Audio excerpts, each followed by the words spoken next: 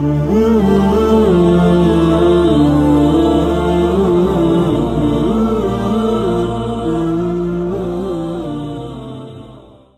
mancing maka parahu mancing ti isuk datang ke setengah genep teu menang-menang tak kiato ti isuk datang ke setengah genep jangan geus 3 jam deui teh magrib aing can menang goblok nya teu salat pan deui atuh setengah genep aing balik ya nya ngadoa ka Allah, ya Allah mana Rahmanmu mana Rahimmu cena Gusti Rahman cena Rahim aing ti isuk datang ke setengah genep terbalik can menang hiji-hiji acan negor aing Rahman mana pohara teh jelema tapi kulantaran Allah Maha Rahman teh ya atuh lauk dititah katanya plek bae hiji ngomong deui nya 5 butuhna kula hiji pamajikan hiji 2 anak 3 5 ku Allah ditaekeun we ti laut teh 5 plak plak tah karak cenah beuh Gusti sakumaha makhluk bae menta 5 teh 5 bae mana Rahman mana Rahim leuwihan atuh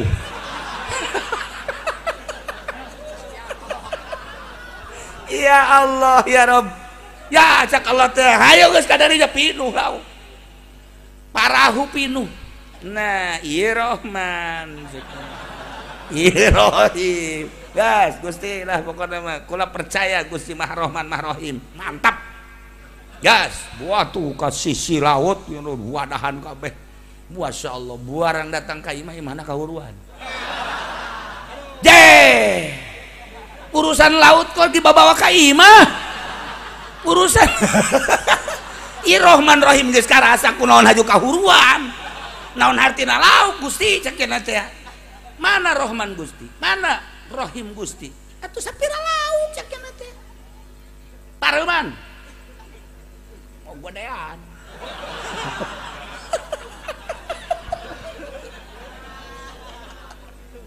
langsung geuna mamarahan di hareupeun imah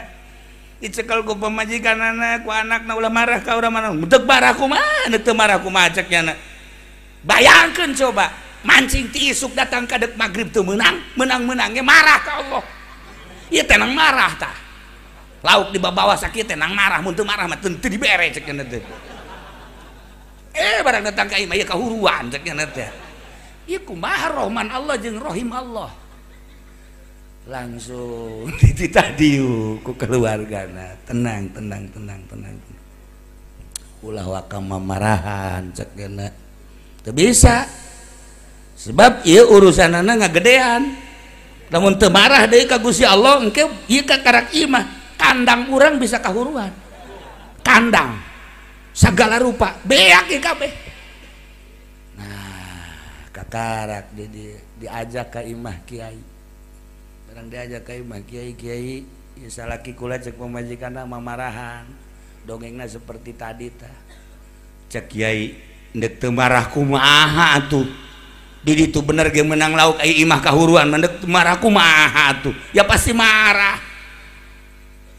cak eta jelema nu mancing teh kiai tolol je aing minta nasehat gedean hate aing we yang dibelem imah sia aja apa majikan balik ulah ka imah kiai kos kieu beres imah kiai cenah aing panas jangan teh hayu datang deui ka ditu ka imah kiai ato ieu kiai Golkar ya wah leuwih teu beres asal geus sababaraha kiai karak datang ka imah kiai anu boga kebijakan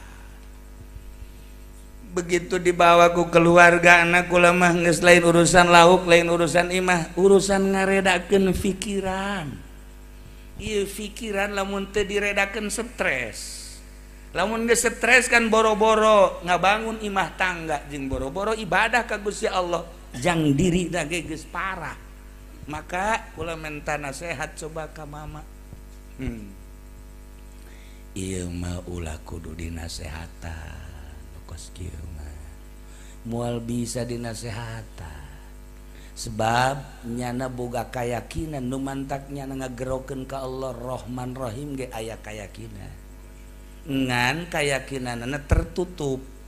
geus kulantaran tertutup haju kuari nyana neuleuh imah leuwih tertutup deui maka lain kudu dinasehatan ieu mah geus cicing heula di dieu baralik kabeh pamajikanna jeung anak ieu mah kena cicing di dieu cicing mondok jadi masantren lain mondok masantren beda mondok jeung masantren mondok mah Haji Pendi lemburna pondok lahir datang ka paeh di dinya bae tapi bodoh bae sebab tama kampung pondok ngaranna masantren nah barang masantren dituturkeun kan ku kiaina sebab jelema lapar moal bisa dinasehatan kecuali dibere dahar jelema lamun hayang kawin dinasehatan moal bisa kecuali dibere jahe nasehatna teh model kos kitu orang bijak karana jelema lapar kudu bere dahar jelema dahaga bere nginum jelema hayang kawin jahe nah ieu pikiranna ka mana hanya orang bijak anu bisa nerka pemikiran-pemikiran jelema saenggeusna diterka dibere obat langsung dika Allahkeun maka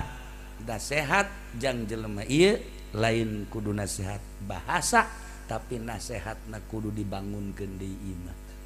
dimusyawarahkeun jeung keluarga saenggeusna dimusyawarahkeun nu penting aya jang menghuni ngahuni dirina asal teu kahujanan teu kaanginan bae dibangunkeun saenggeusna dibangunkeun kakarak dibere ilmu nu menuju ka Allah yakni menuju ka tauhidat